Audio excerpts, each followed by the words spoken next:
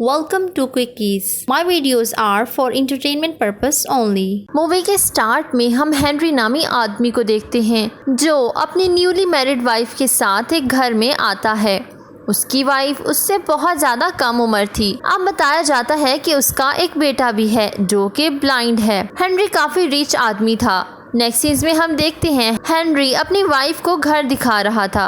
उसका घर एक खूबसूरत पैलेस जैसा था। वहाँ बहुत सारे रूम्स थे मगर सबके सब लॉक। उन्हें खोलने के लिए खास बायोमेट्रिक करनी पड़ती थी। हेनरी जब उसे रूम्स दिखाता है तो एक रूम छोड़ देता है। एलिजाबेथ के पूछने पे वो कहता है कि इस घर की सब चीज़ें तुम्हारी हैं मगर तुम इस रूम के पास नहीं आओगी और ना ही इसके अंदर जाने की जिद करोगी। एलिजाबेथ कहती है मैं वैसे भी किसी रूम में नहीं जा सकती क्योंकि ये सब आपके फिंगरप्रिंट से खुलते हैं। तो वो कहता है कि इसमें तुम्हारे लिए भी सिस्टम मौजूद है इसलिए तुम किसी भी रूम में जा सकती हो। नेक्स्ट डे हेनरी घर से बाहर जाता है तो एलिजाबेथ अपनी मेड से उसके बारे में बात करती है मगर मेड कोई ख़ास जवाब नहीं देती। उसी रात एलिजाबेथ घर में अकेली थी। वो बहुत अजीब फील कर रही थी। वो भूल जाती है और उसी रूम में चली जाती है, यानी उसने हेनरी का प्रॉमिस तोड़ दिया था।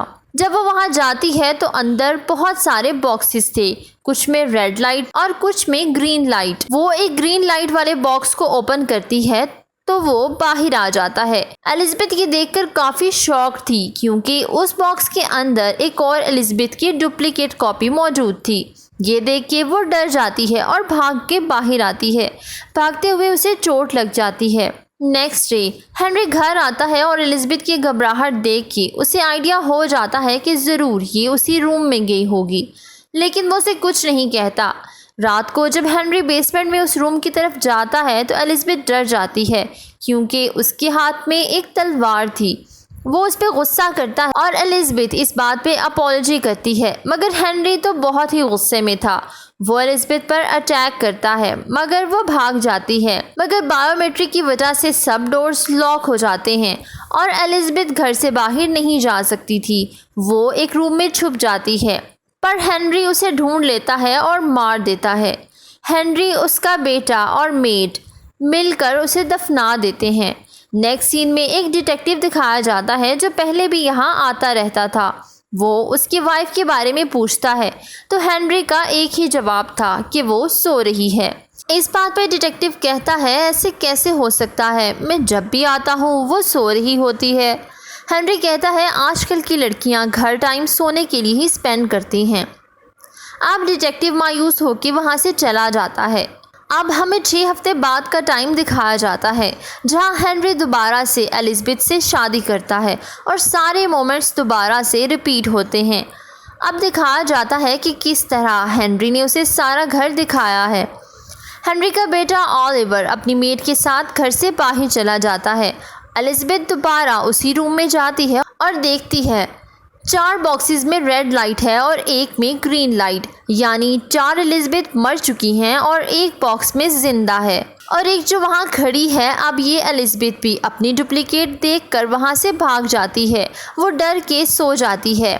हेनरी उसे जगाता है। वो उससे लड़ती है कि तुम लोग मुझे अकेला छोड़कर चले गए थे। तो हेनरी कहता है मैंने मेड को छुट्टी दी थी। एलिजाबेथ वॉशरूम में जाती है तो हेनरी उसके पीछे आता है। वो उससे पूछता है कि क्या तुम्हें अपना प्रॉमिस याद है कि तुमने उस रूम में नहीं जाना। अब वो एलिजाबेथ को मारना चाहता था क्योंकि वो जान चुका था एलिजाबेथ वहाँ गई है मगर एलिजाबेथ खुद को बचा के किचन में आ जाती है। एलिजाबेथ अपने डिफेंस के लिए एक नाइफ उठाती है कि अगर हेनरी आया तो वो नाइफ से उस पर अटैक करेगी मगर उसके उल्ट ही होता है। हेनरी पीछे से उस पर अटैक करता है और क्लोरोफॉर्म इस्तेमाल करके उसे बेहोश कर देता है। पर इस बार एलिजाबेथ बहुत चालाक थी। वो बेहोश होने का सिर्फ ड्रामा करती है और नाइफ से हेनरी को मार देती है मगर क्लोरोफॉर्म की वजह से कुछ देर बाद वो भी बेहोश हो जाती है।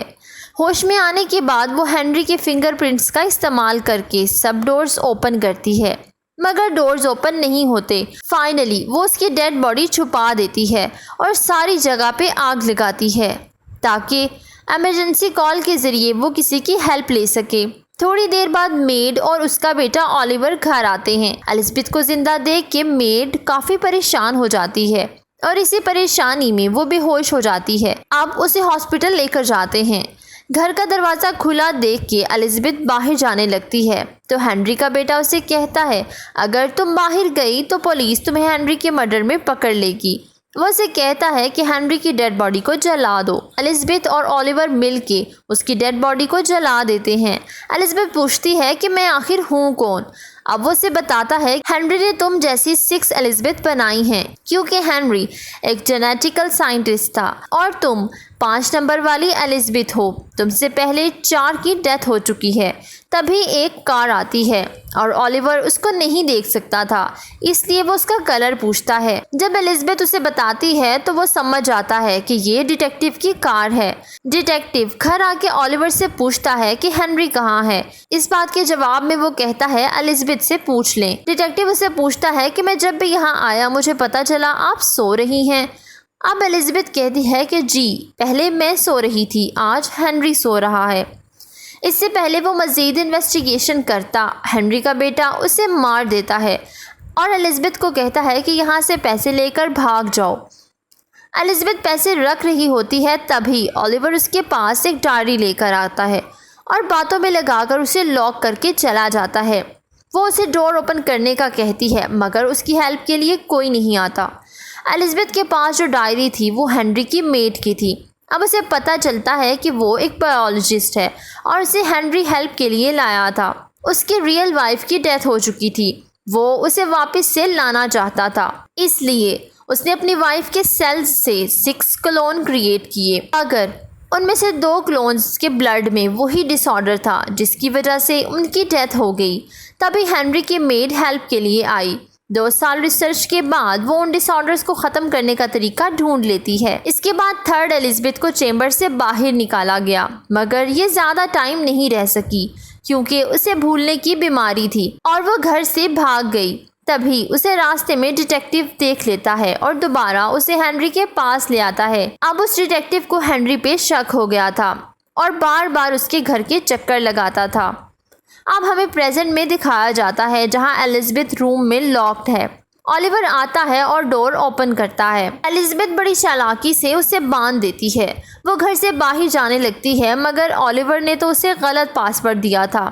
वो गुस्से में वापस आती है और देखती है कि ओलिवर वहाँ नहीं है। उसने खुद को छुड़वा लिया था। अब वो एक नाइफ उठा के ओलिवर की तरफ जाती है। अब सीन्स शिफ्ट होते हैं ओलिवर पे। वो बेसमेंट में था और लास्ट ओलिवर को जिंदा करने की कोशिश कर रहा था। 5th एलिज़ाबेथ जब वहाँ आती है तो वो उससे हेल्प मांगता है। एलिज़ाबेथ उस कॉलोन के पास जाती है और उसे देखने लगती है। इतने में ओलिवर उसे बेहोश कर देता है और उसे एक रूम में चेन से बांध देता है। नेक्स्ट सीन्स में हम एलिज़ाबेथ को डायरी पढ़ते हुए देखते हैं जहां उसे पता चलता है कि 3rd एलिज़ाबेथ भी मर गई क्योंकि उसके सेल्स की स्टेबिलिटी ख़त्म हो गई थी।